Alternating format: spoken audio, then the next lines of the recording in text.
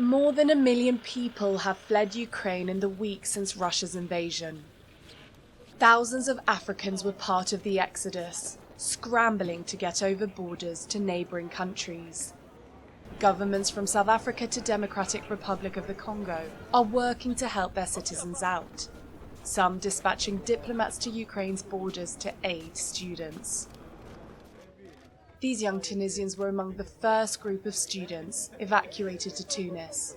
There were many difficulties. It was a complicated adventure. It is a war situation with exceptional conditions. It's a disaster. We lived a real nightmare.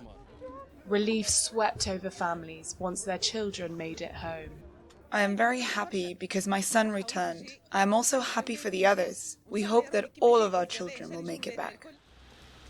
Russian forces shelled the Ukrainian capital Kyiv and second city Kharkiv, which have so far resisted.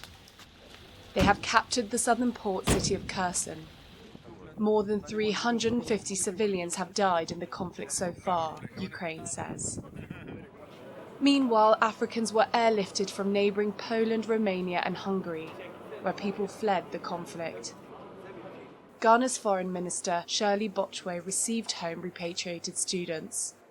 Evacuation options were limited as Ukraine closed its airspace at the start of the military operations. This left as the only viable option evacuation by land. But some are still waiting for their children to make it back, like Nigerian accountant Lukman Basari. You can bear your children bye-bye. You don't know whether you are going to meet again. And when the situation now comes of this kind of crisis, now it has even escalated your thoughts. Ab initio that, okay, am I going to see these kids again? Around 16,000 Africans study at universities in Ukraine.